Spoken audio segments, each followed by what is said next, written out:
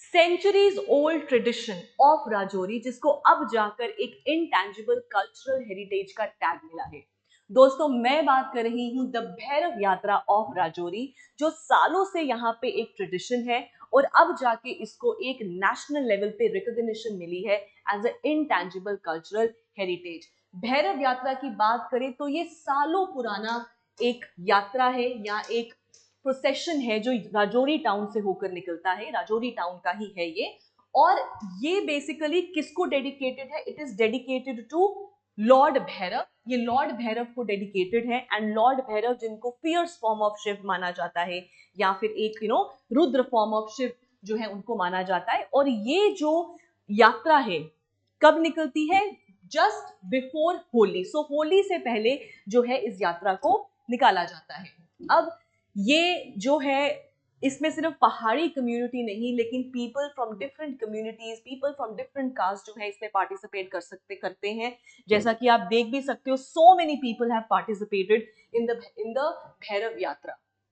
अब इसी चीज को जब डिक्लेयर किया गया, जब नेशनल लेवल पे रिकॉग्निशन मिला, तो lieutenant governor end of course जो डीसी है वहां के, उन सब ने कंग्रेचुलेट किया है, सोशल मीडिया पे पोस्ट किया है that it is a proud moment for Jammu and Kashmir की उनकी ऐसी यात्रा को रिकॉग्निशन मिला है एक नेशनल लेवल पे। अब आप हो सकता है सोचेंगे कि भाई ये तो यूनेस्को के अंडर आता है, तो नहीं, यूनेस्को के अंडर वर्ल्ड हेरिटेज साइट्स आती हैं या उनमें भी कल्चरल हेरिटेज आती हैं, बट ये जो है ये नेशनल लेवल पे एक लिस्ट बनती है और जो भी इन लिस्ट में ऐड होता है वो आगे नॉमिनेट किया जाता है फॉर यूनेस्को डेजिग्नेशन। तो इसको यूनेस्को की डेजिग्नेशन नहीं मिली है, लेकिन नेशनल लेवल पे इसको एक इनटैंजिबल कल्चरल हेरिटेज डिक्लेयर कर दिया गया है। राइट? इस वीडियो में, मतलब क्योंकि हम इस वीडियो में इसी को डिस्कस कर रहे हैं, हम लोग सबसे पहले ये जानते हैं कि ये intangible cultural heritage of India है क्या, इसको कौन डेजिग्नेट करता है, इसके क्या क्या क्राइटेरियाज हैं जिसको हम बोल सकते हैं कि इंटैंजिबल कल्चर है। तो सबसे पहले तो हेरिटेज को हम दो में बाइफरकेट कर सकते हैं। एक होती है टैंजिबल हेरिटेज और एक होती है इनटैंजिबल हेरिटेज। टैंजिबल हेरिटेज होगी एक ऐसी हेरिटेज जिसको आप छू सकते हो, राइट? फिजिकली प्रेजेंट है। For example, it can be a monument, it can be a artifact, it can be a site. तो ये हो गया tangible heritage. On the other hand intangible heritage होती है जिसको आप छू नहीं सकते बट वो प्रेजेंट है। कैसे? It can be a practice, it can be a skill, it can be a oral tradition, it can be a ritual. ये हो गए जो फिजिकली प्रेजेंट नहीं है बट फिर भी इनका एक बहुत बड़ा रोल है as a part of heritage. Right? So ये होता है टैंजिबल और ये होता है इनटैंजिबल। राइट? इसके अलावा अगर बात करें तो भाई कौन इंडिया में प्रोटेक्ट करता है इन हेरिटेजेस को? तो मिनिस्ट्री ऑफ कल्चर, यही नोडल मिनिस्ट्री है जो इसके साथ डील करती है। राइट? अब कौन सी नोडल एजेंसी है? तो नोडल एजेंसी है संगीत नाटक अकादमी। So Sangeet Natak Akademi, it is the nodal agency.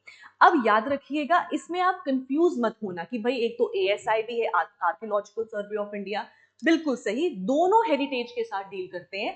फर्क इतना है कि संगीत नाटक अकादमी डील करती है विद इंटैंजिबल कल्चर और एएसआई डील करती है विद द टैंजिबल हेरिटेज, जो मॉन्यूमेंट, साइट्स, आर्टिफैक्ट्स ये होते हैं। ठीक है?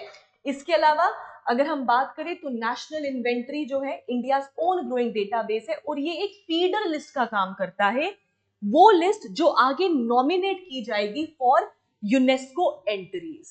ठीक है? तो नेशनल टैग मिला, उसके बाद ये इंटरनेशनली भी प्रोक्लेम होने के लिए, डेजिग्नेट होने के लिए आगे नॉमिनेट होती है। अब इसको डेजिग्नेट करने के लिए 5 डोमेन्स हैं।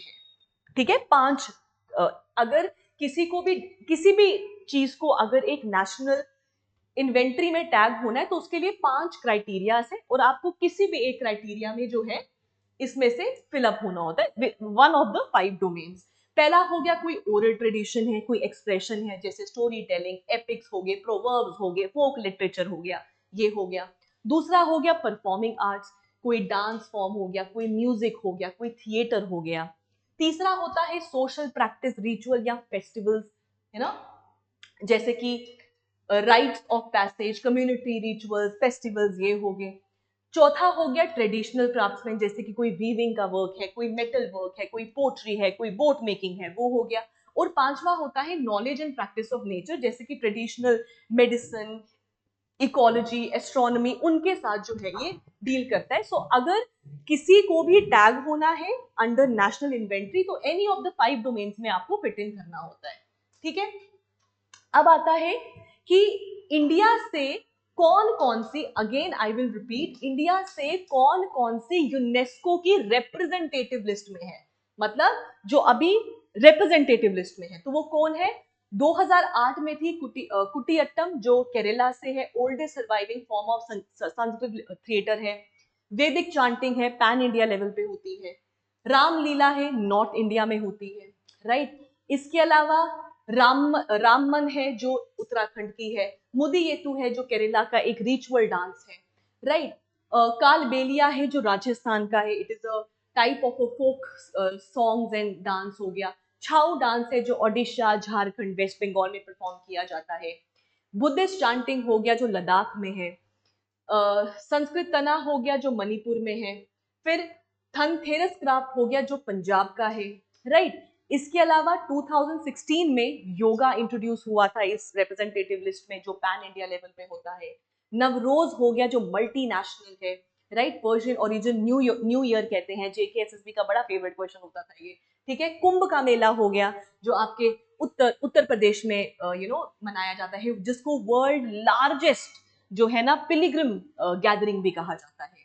ठीक है, फिर 2021 में दुर्गा पूजा थी। ठीक है, 2021 के जेकेएएस मेंस का सवाल था दुर्गा पूजा के ऊपर, तो आप, क्योंकि तब ये नया नया ही डेजिग्नेट हुआ था या रिप्रेजेंटेटिव लिस्ट में आया था। गरबा है गुजरात का। और 2025 में लेटेस्ट जो रिप्रेजेंटेटिव लिस्ट में आया है that is Diwali, which is also pan India level पे सेलिब्रेट होता है, which is a festival of lights. ठीक है, और अब जाकर जो है रिप्रेजेंटेटिव लिस्ट में तो नहीं, लेकिन नेशनल जो है इंटेंजिबल कल्चरल हेरिटेज में भैरव यात्रा को भी इंट्रोड्यूस कर दिया गया है। अब ये क्यों जरूरी है, क्योंकि ये इंडिया का सॉफ्ट पावर दिखाता है। सॉफ्ट पावर हो गया,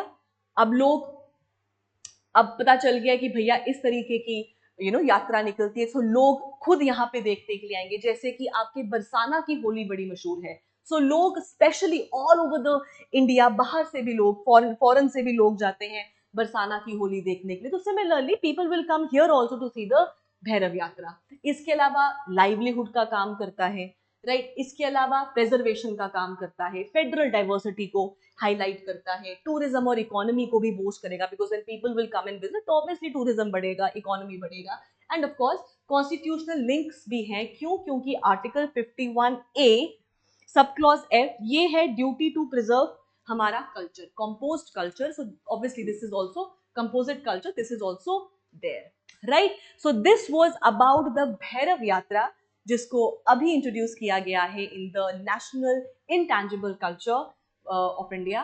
and that's about the video. I hope कि जो भी मैंने आपको लिस्ट बताई है आप उसको प्लीज लिख लीजिएगा। अगर आपको ये पीडीएफ चाहिए तो मैं इसको विंग्स एक उड़ान हमारे एप्लीकेशन को डाउनलोड करिए, वहां पे आपको फ्री पीडीएफ्स में ये पीडीएफ मिल जाएगा। और अगर आप किसी भी एग्जाम की तैयारी कर रहे हैं तो डिस्क्रिप्शन में गूगल फॉर्म है, आप वहां पे जाके गूगल फॉर्म भर सकते हो। अगर किसी भी कोर्स के बारे में जानकारी चाहिए, कोई भी मेंटोरशिप चाहिए, so we are always available. या फिर कोई भी टेस्ट सीरीज चाहिए, सो FAA की टेस्ट सीरीज हो, सेक्शनल है, फुल लेंथ है या सिर्फ फुल लेंथ है, that is also available. JKPSI की टेस्ट सीरीज हो या किसी भी एग्जाम की अगर आप तैयारी कर रहे हैं तो।